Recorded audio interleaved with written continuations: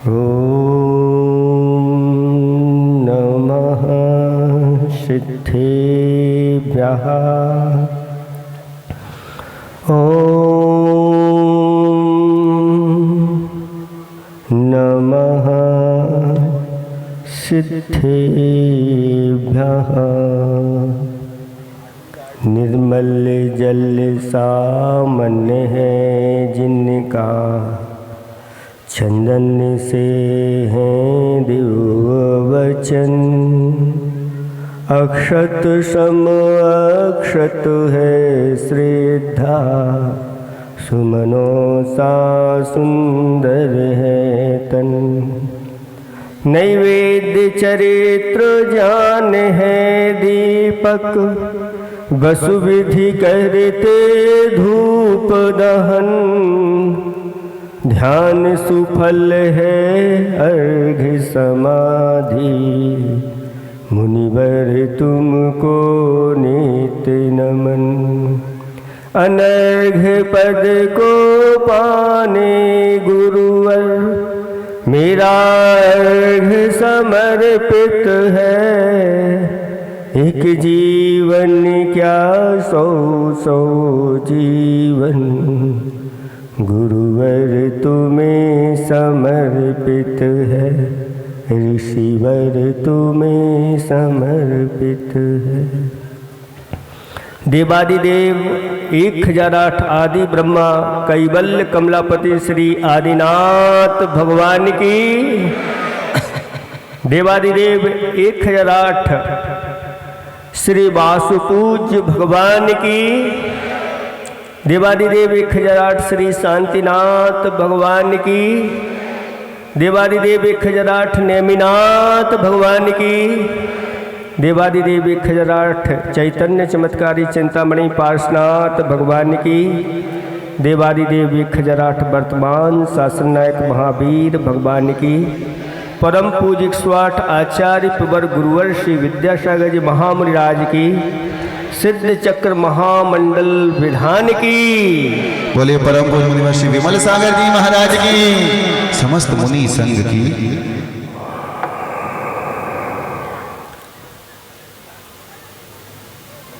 धर्म स्नेही बाबाओं, घाटोल वालों को देख करके ऐसा लग रहा है, कैसा लग रहा है? बताओ आपको कैसा लग रहा है? मुझे बता रहा है। घाटोल वालों को देख करके ऐसा लग रहा है कि भक्ति में इन लोगों ने बुंदेलखंड को पीछे, ये सब भक्ति में आगे हैं। शास्त्रों में ऐसा लिखा हुआ है, अभी बताने वाले हैं। अभी तो सिर्फ भक्ति में कह रहे हैं, अभी सभी चीजों में थोड़ी कह रहे हैं। अभी भक्ति में कह रहे हैं कि भक्ति में ये लोग आगे। क्योंकि जिनेंद्र भगवान की देव शास्त्र गुरु की भक्ति में ऐसी शक्ति है, जो अगर युक्ति पूर्वक करता है तो एक दिन उसको मुक्ति की प्राप्ति अवश्य हो जाती है।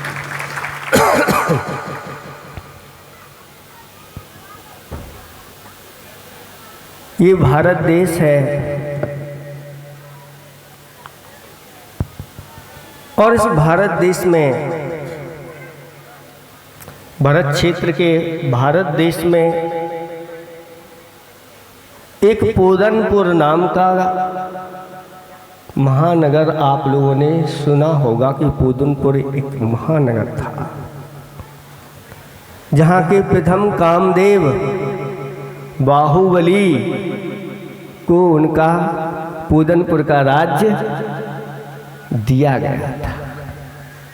ऐसे उस पूदनपुर में एक विद्याधर और एक सोमा नाम की विद्याधरी रहती थी। वह विद्याधरी सम्यक्ति थी और निरंतर दान पूजा आदि सठ आवश्यकों में तत्पर रहती थी। एक दिन क्या हुआ कि 2 चारण रिद्धिधारी मुनिराज उनके आंगन में आकर के खड़े हो गए और दोनों दंपतियों ने नवदा भक्ति पूर्वक उन मुनिराजों को दान दिया। उनके आहार निरंतराय हो गए और बाहर आकर के जैसे ही बैठे और देखा कि आकाश मार्ग से देवगण विमानों में बैठ करके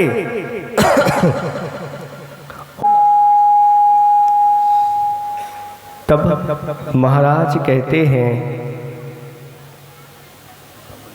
कल से नंदीश्वर आष्टानिक पर्व लगने वाले हैं और ये सारे देवगण नंदीश्वर द्वीप में जा रहे हैं।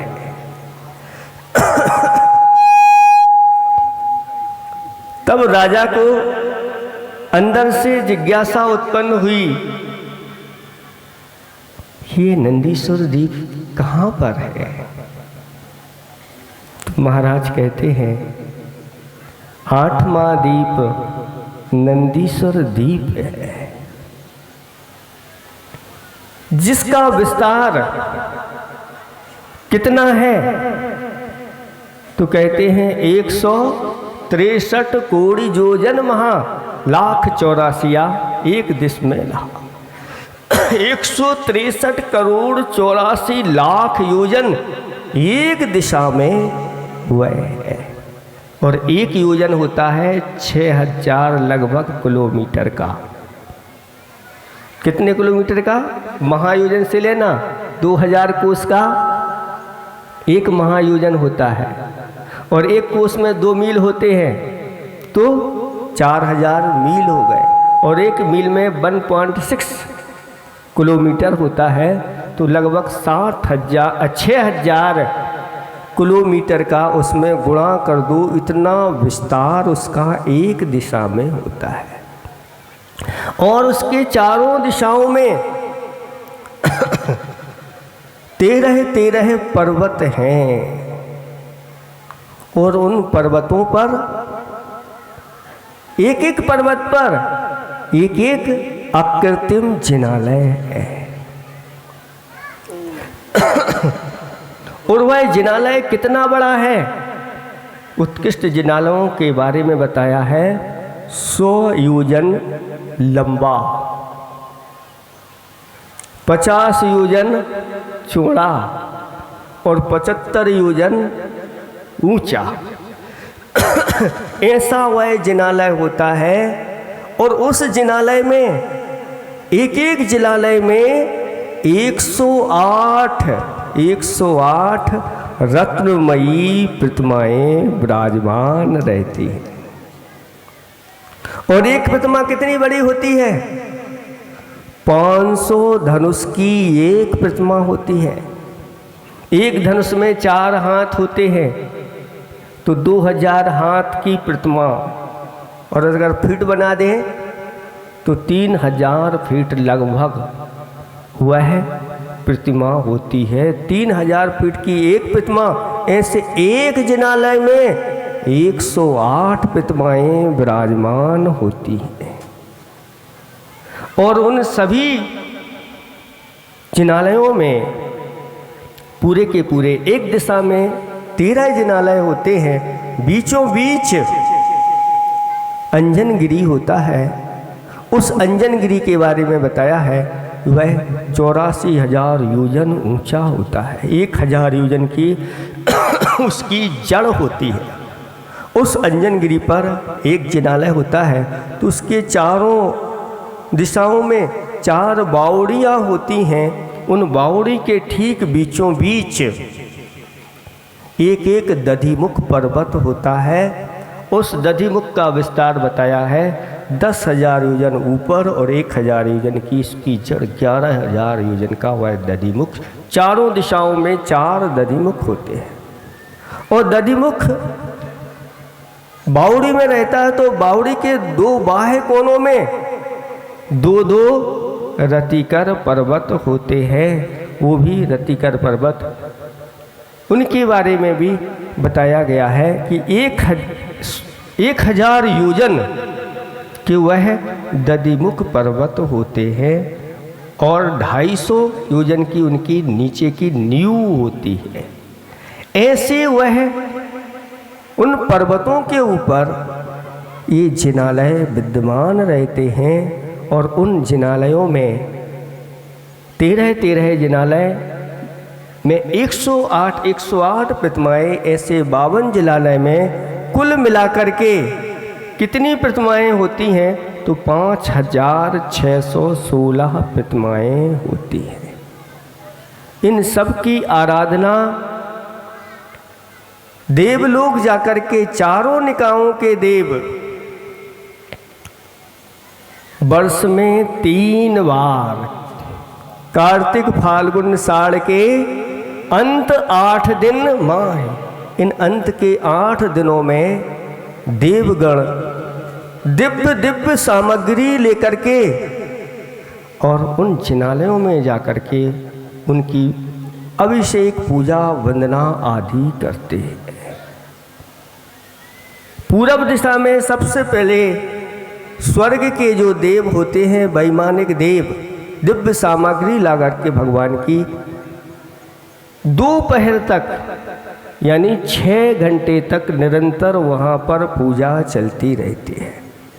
दक्षिण दिशा में भवनवासी देव और देवियाँ पूजा आराधना करते हैं और पश्चिम दिशा में व्यंतर देव देवियाँ 6 घंटे वहाँ पर आराधना करते हैं और उत्तर दिशा में ज्योतिषी देव 6 घंटे निरंतर करते हैं। ऐसे करते करते 8 दिन लगातार एक दिशा में 6 घंटे हो गई तो बदलते चले जाते हैं और इस प्रकार से 8 याम 64 पहर तक 8 दिन वह निरंतर उन नंदीश्वर में विराजमान प्रतिमाओं की आराधना करके महान पुण्य का संचय करते हैं। और जो नंदीश्वर में नहीं जा पाते ऐसे मनुष्यगण यहीं पर रह करके 8 दिन सब संसार के कार्य छोड़ करके और 8 दिन जिनेंद्र भगवान की भक्ति पूजा आराधना अपने ही स्थानों पर करते हैं। जो निरंतर ऐसी नंदीश्वर की आराधना करता है और साथ साथ में ये आष्टानिक व्रतों को करता है उसके बारे में आचार्य भगवंतों ने कहा कि अगर उत्कृष्ट रूप से उन व्रतों को कर लेता है तो एक ही भाव बीच में रहता है और इस भाव को लेकर के तीसरे भाव में उसकी मुक्ति हो जाती है। और अगर मध्यम विधि से करता है तो 7-8 भाव उसके संसार में रह जाते हैं अधिक से अधिक, और जघन्य रूप से करता है तो कुछ ही भवों में उसकी मुक्ति हो जाती है। ऐसा आचार्य भगवंतों ने वर्णन किया गया है। उत्कृष्ट विधि तो ये है, ये मुनिराज बता रहे हैं किसको? राजा रानी बैठे हुए हैं आहार के बाद, उस व्रत की महिमा बता रहे हैं कि जो 8 दिन उपवास करता है ऐसा वह भव्य प्राणी एक बाद फिर उसकी मुक्ति हो जाती है। और जो अगर उसको नहीं कर सकता, शक्ति नहीं है, तो कहा कि बेला तेला कर ले, और वो भी बेला तेला नहीं कर पाए तो एकांतर कर ले, एक आहार एक उपवास कर ले। अगर वो भी नहीं कर पाए तो एक कोमली विधि बहुत अच्छी वर्धमान कैलेंडर में पीछे दी है, आप लोगों के पास है तो उसको देख लेना। उसमें लिखा हुआ है कि अष्टमी के दिन जो उपवास करता है और उसकी संज्ञा दी गई है, नंदीश्वर संज्ञा उस दिन उस व्रत की होती है। और उस दिन अगर वह उपवास करता है तो 10,60,000 उपवासों के बराबर फल मिलता है। एक तो उपवास एक कर रहा है और फल, इतना बड़ा फल मिलता है। ये क्यों मिलता है? तो आचार्य भगवंतों ने कहा कि ये विशेष पर्वों की ही विशेषता है। इस ऐसे पर्वों में, ऐसे कालों में जो भगवान की आराधना पूजना व्रत करता है उसका फल भी विशेष मिलता है। फिर इसके बाद दूसरा जो व्रत होता है उसकी महाविभूति संज्ञा है। अगर उस दिन वह एकासन करता है तो 10,60,000 उपवासों का फल मिलता है। एकासन कर रहा है और फल उपवासों का मिल रहा है। फिर तीसरा त्रिलोकसार नाम का व्रत होता है तीसरे दिन। उस दिन एकासन करता है तो 10 लाख उपवासों का फल मिलता है। चौथे दिन चतुर्मुख संज्ञा उसकी होती है, 5 लाख उपवासों का फल होता है। एकासन ही चल रहा है। और छठवें दिन, 5वें दिन पंच महालक्षण संज्ञा होती है जिसका फल 84 लाख उपवासों के बराबर होता है। छठवें दिन स्वर्ग सोपान नाम का व्रत होता है जिसका फल 40 लाख उपवासों के बराबर होता है।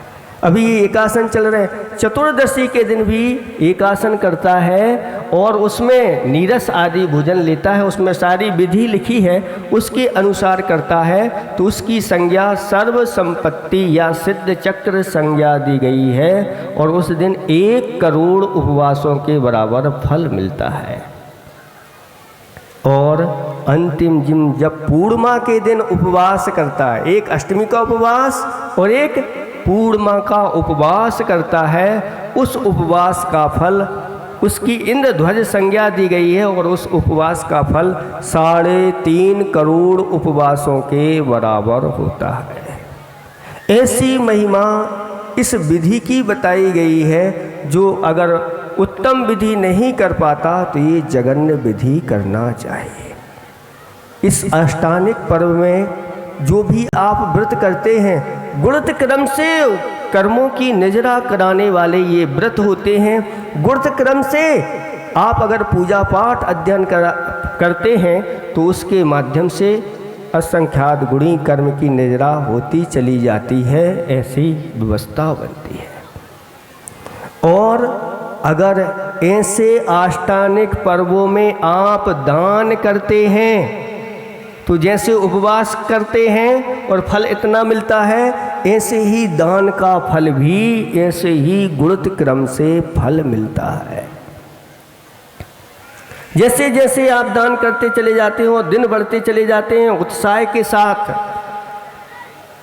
प्रतिदिन जैसे आप लोगों के अर्घ बढ़ते चले जाते हैं, इसी प्रकार से आपका उत्साह भी दिन दूना रात चौगुना बढ़ता चला जाना चाहिए।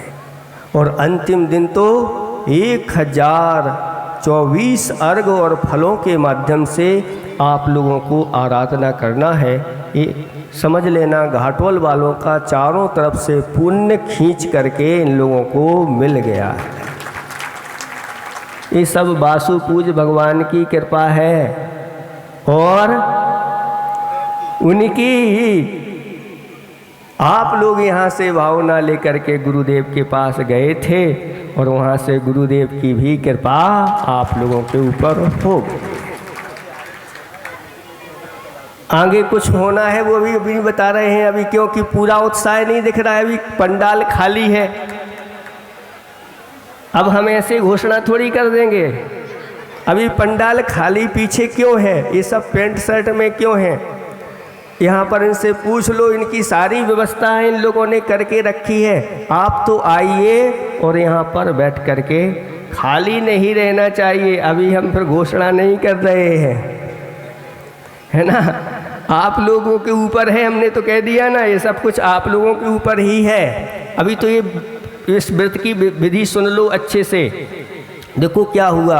और जब महाराज ने बताया कि अगर ये मध्यम विधि कोई नहीं कर सकता तो जघन्य रूप से भी अगर 8 दिन एकासन कर लेते हैं तो भी उसका वह व्रत हो जाता है। ऐसे इस व्रत की अवधि बताई है, उत्कृष्ट अवधि 17 वर्ष बताई है। फिर और घटाते चले जाओ, 12 वर्ष, 8 वर्ष, 5 वर्ष, 3 वर्ष और कम से कम 1 वर्ष भी अगर करते हैं तो भी आचार्य भगवंतों ने कहा शक्ति के अनुसार इस व्रत को करना चाहिए, पूजा विधान आराधना करना चाहिए।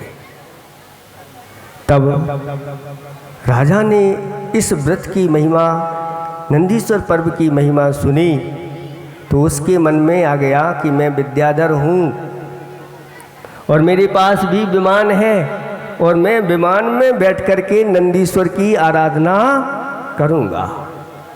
और वह जाने लगा। तब रानी ने मना किया कि नहीं, वहाँ पर मनुष्य नहीं जा सकते, देव ही जा सकते हैं।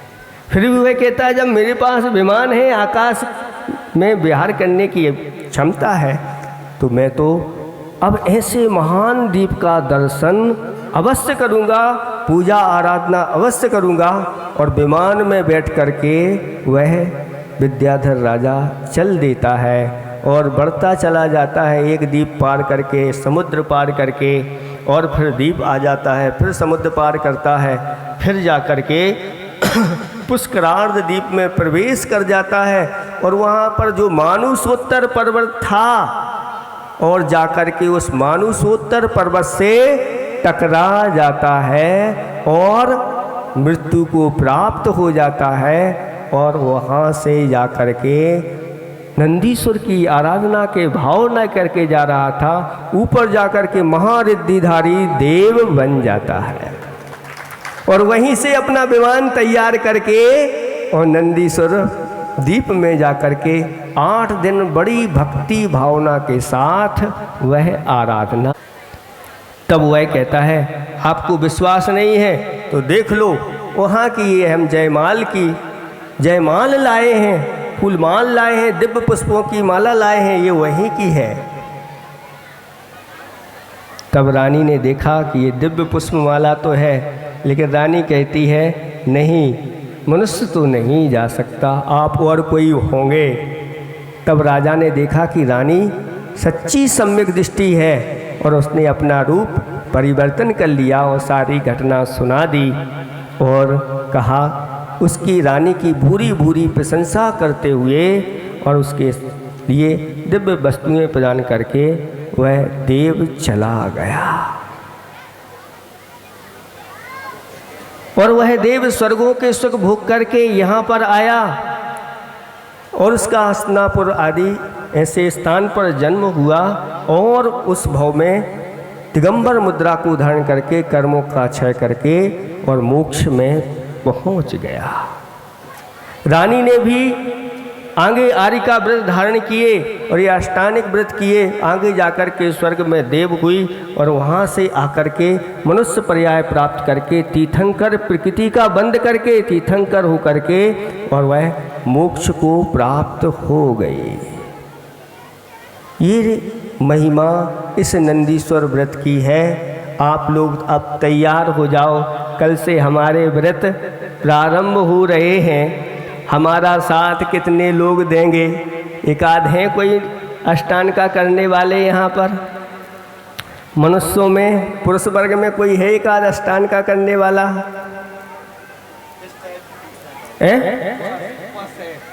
नहीं? कि शक्ति के अनुसार किसी का उपवास है, अगर 8 उपवास कर सको तो एक आध साथ देने वाला है, कोई नहीं है तो आप लोग कम से कम अष्टमी को उपवास और पूर्णिमा को उपवास करके इस विधि को करने वाला कोई है? एक आध हाथ उठ रहा है, बहुत अच्छा, आशीर्वाद, हमारा साथ देने वाला है। हाँ, महिलाएं भी हाथ उठ रही हैं, कुछ साथ देने वाले हैं, ठीक है, बहुत बहुत आशीर्वाद है। अगर ये विधि नहीं कर पाओ तो एक आसन के साथ 8 दिन आराधना करने वाले कितने लोग तैयार हो रहे हैं? बहुत अच्छा, इधर से भी हाथ उठ रहे हैं। निश्चित मानिएगा जिसने ये अष्टांगिक व्रत किए हैं बहुत जल्दी वह संसार से मुक्त होगा।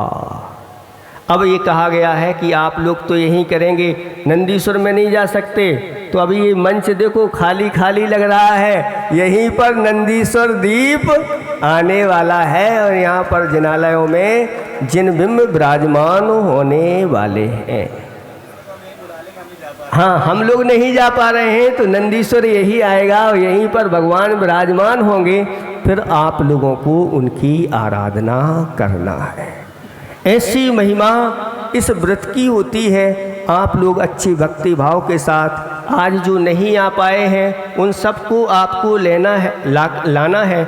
एक भी मंडल यहाँ पर खाली नहीं होना चाहिए, तो आपकी भक्ति पूर्ण मानी जाएगी। अगर खाली रहा तो भक्ति में कमी रहेगी। अब आज से लगभग एक सप्ताह बाद चतुर्दशी आने वाली है और चतुर्दशी को हम लोगों का क्या होता है, बड़ा प्रतिक्रमण होता है। वो चातुर्मासिक प्रतिक्रमण होता है। वो चातुर्मासिक प्रतिक्रमण यही होगा, बीच में तो कहीं जा नहीं सकते। लेकिन चातुर्मास कहाँ होगा? पूर्णिमा के बाद 5 दिन और होते हैं आपातकालीन।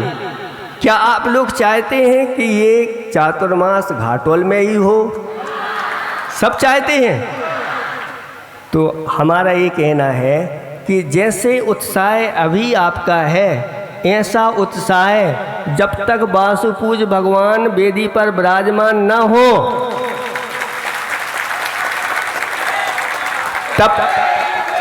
तब तक बना रहेगा कि नहीं?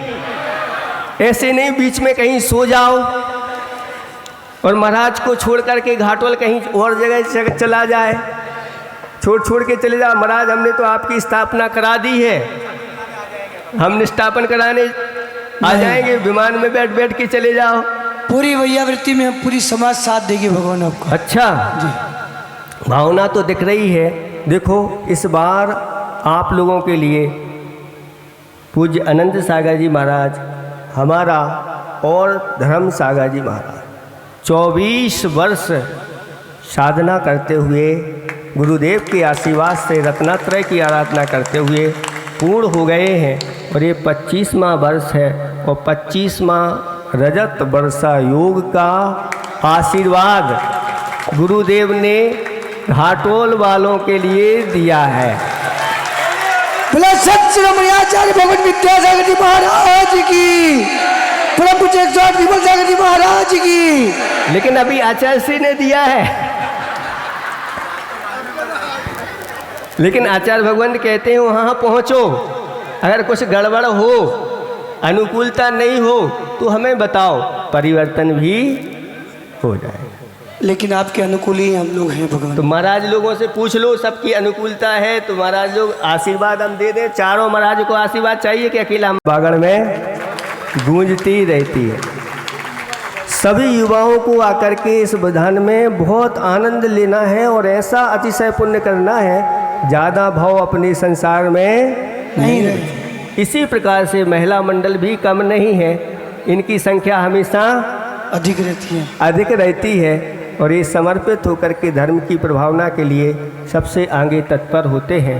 आप लोगों को सबको लेकर के आना है और ऐसी आराधना करना है।